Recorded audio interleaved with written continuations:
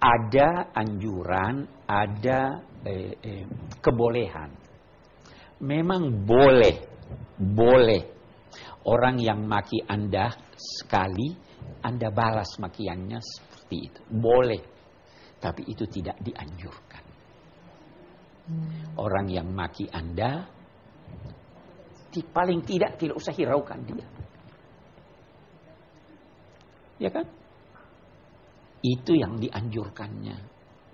Tapi kadang-kadang kan sakit hati, Pak. Nah, itu dia tadi, sakit hati. Ya, setuju, tetapi ya. kalau Anda mau baiknya, nah sekarang, kalau Anda berkata, nanti di hari kemudian saya tuntut, boleh. Anda mau balas dia sekarang, boleh ya. Dan saya tidak balas, biar Tuhan yang balas. Boleh. Mau yang lebih bagus, katakan begini. Kalau makian Anda benar, mudah-mudahan saya diampuni Tuhan.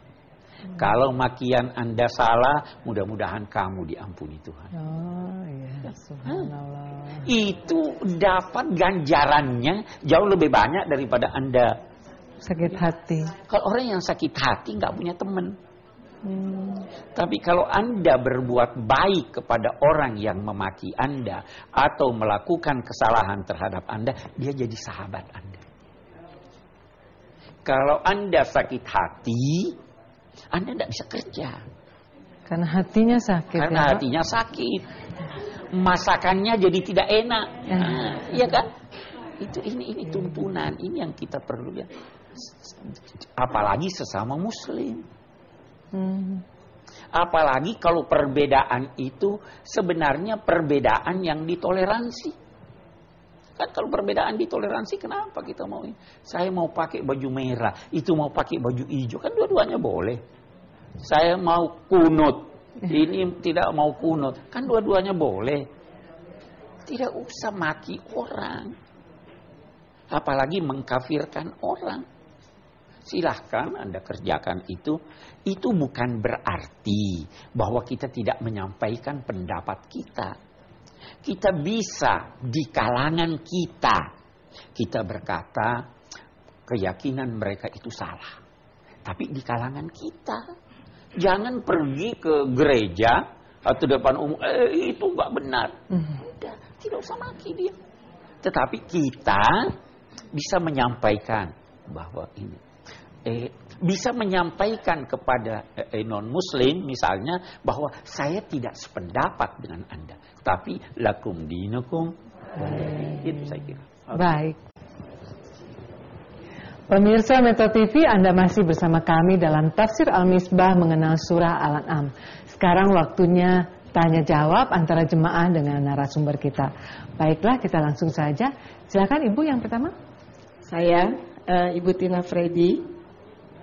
Saya mau bertanya, ada orang yang tidak percaya bahwa Rasulullah Shallallahu Alaihi Wasallam itu ummi dalam arti tidak bisa membaca dan menulis.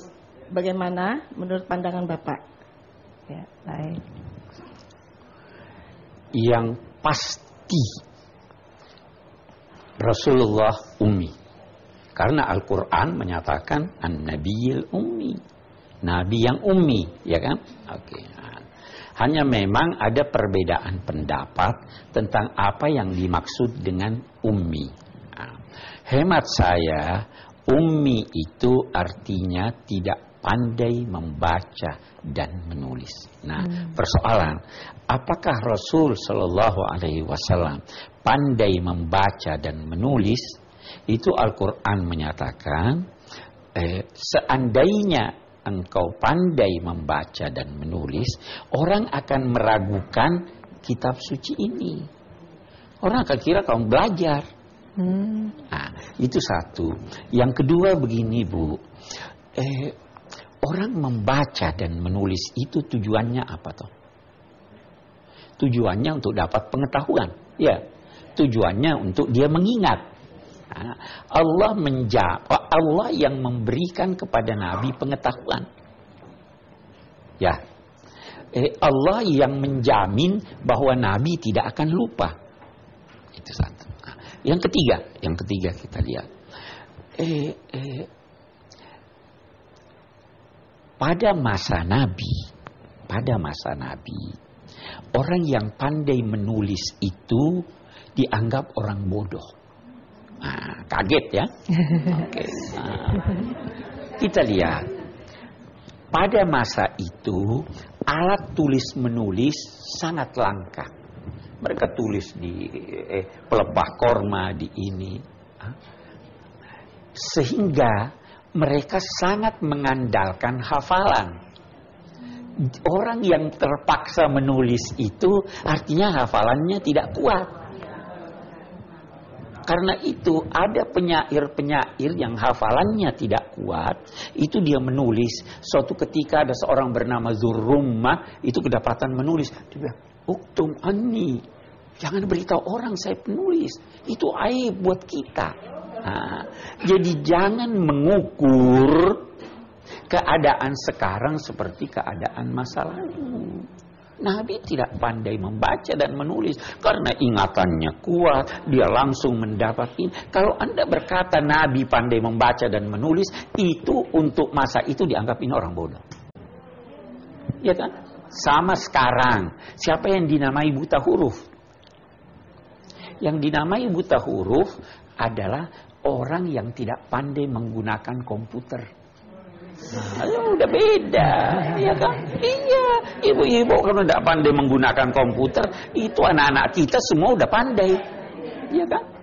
Masa kita udah beda. Dulu orang kalau mau dianggap pandai, itu dia pajang bukunya di ruang tamu, ya.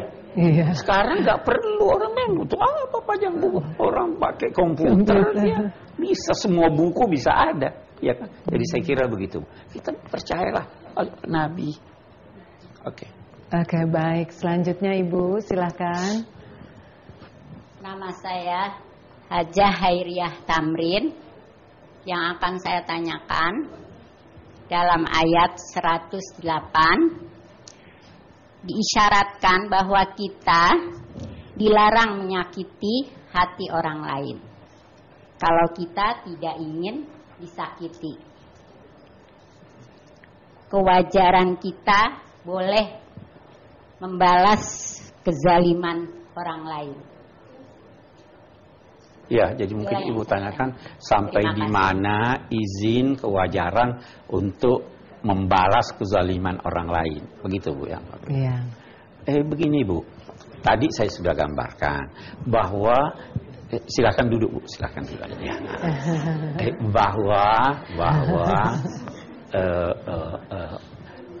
orang yang melakukan sesuatu yang buruk pada Anda boleh membalasnya, tetapi harus bahkan harus yang persis sama.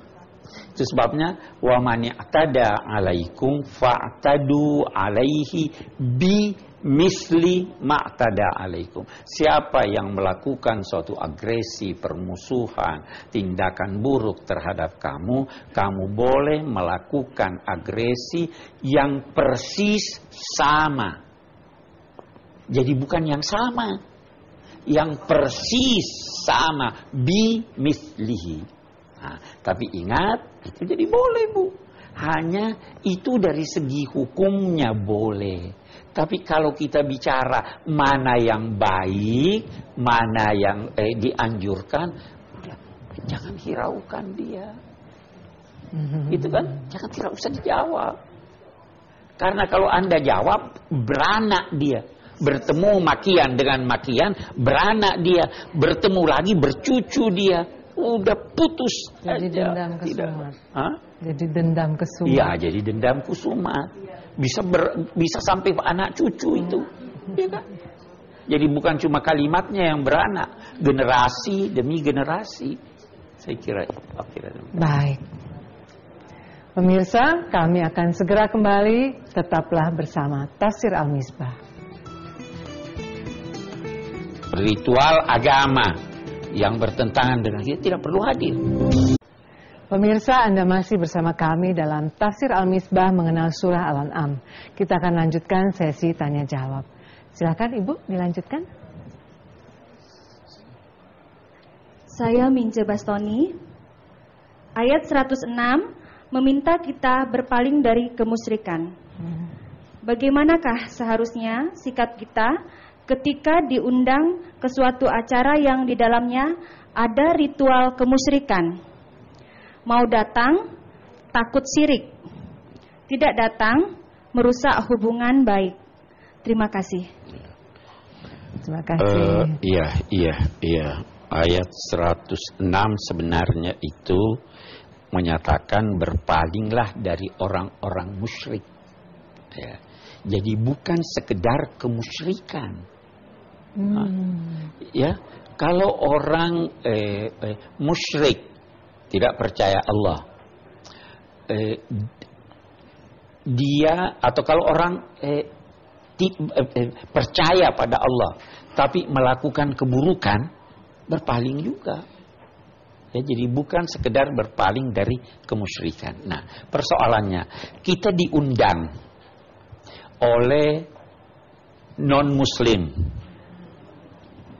Kita lihat, kalau di dalam acara undangan itu ada hal-hal yang bertentangan dengan akidah kita, ada hal-hal yang mengandung kemungkaran, dan kita tidak bisa melepaskan diri dari itu, jangan hadir.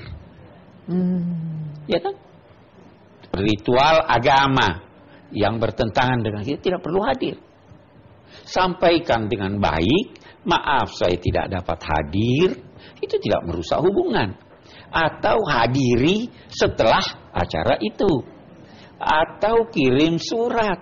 Semua itu cara, jangan hanya memilih satu cara. Tetapi kalau dia undang untuk satu acara yang di situ ada kebaikan, siapapun yang mengundang kepada kebaikan hadir. Jadi saya kira begitu ya. Oke. Baik. Selanjutnya Ibu, silakan. Saya Ros Rahmat